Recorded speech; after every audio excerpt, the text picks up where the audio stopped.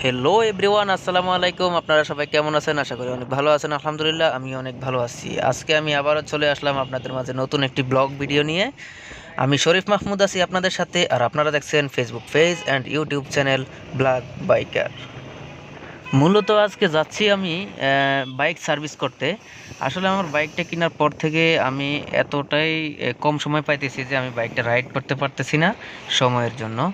তাই আজকে প্রায় ১.৫ মাস পর আমি প্রথম সার্ভিসিংয়ের জন্য যাইতেছি, প্রথম প্রি সার্ভিস এটা। আর ১.৫ মাস, এই ১.৫ মাসের ভিতরে আমার বাইক চলেছে মাত্র ১৭৫ কিলো। ভাবা যায় এগুলা?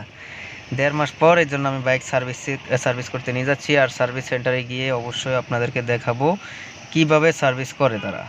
আসলে এতদিন সার্ভিস করাবো ভাবতেছি, কিন্তু সময় মেনটেন করতে পারতেছি না, সেজন্য আর সার্ভিস সেন্টারে যাওয়া হয়নি।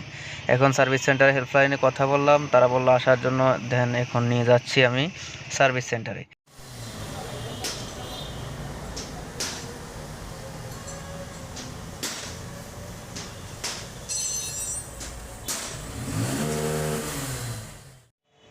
সার্ভিস করানো শেষ, তারপর আমার মনে হলো আমার তো মোবিলটাও ড্রেন দেওয়া উচিত। সেজন্য এক ভাইকে বললাম যে ভাই, আমার মোবিলটাও চেঞ্জ করতে হবে।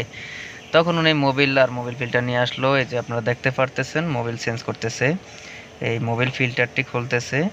আর যেহেতু এটা নতুন, সেজন্য ২০০ কিলো, ৩০০ কিলো বা ৫০০ কিলো পর পর মোবিল চেঞ্জ করতে বলা আছে। সেজন্য আমি অবশ্যই, আমার এটা হচ্ছে মোবিল দ্বিতীয়বারে চেঞ্জ করতেছি, কারণ প্রথমবারে একবার আমি করে ফেলছি হুট করেই।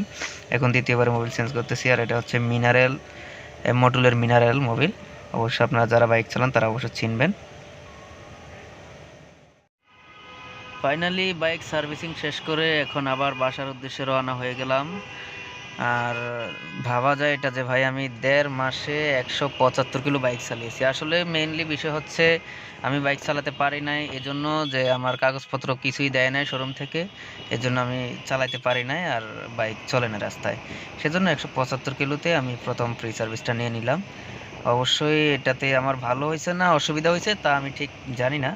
যেহেতু প্রি সার্ভিস, সেহেতু সার্ভিস তো নিতেই হবে, সার্ভিস করাতে হবে। যেহেতু সব কিছু নাট পাট সব সহ টাইট আছে, এগুলো তো লুজ করা লাগবে। আর যেহেতু বাইক চলে নাই, সার্ভিস অবশ্যই তেমন একটা প্রয়োজনও ছিল না।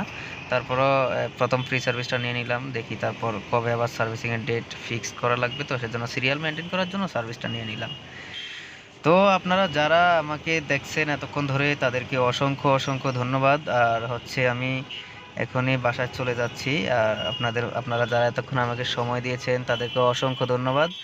অবশ্যই আশা করি আমাকে একটু সাপোর্ট করবেন, ভালোবাসা দিবেন। আপনাদের ভালোবাসা পেয়ে আমি এগিয়ে যেতে চাই। আর আপনারা আমার Facebook page and YouTube channel black biker subscribe করে রাখবেন, লাইক কমেন্ট শেয়ার তো অবশ্যই করবেন।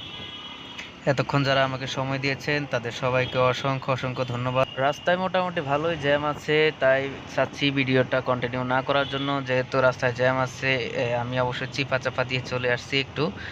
তাই এতক্ষণ যারা আমাকে সময় দিয়েছেন তাদেরকে ধন্যবাদ। ভালো থাকবেন। আল্লাহ হাফেজ।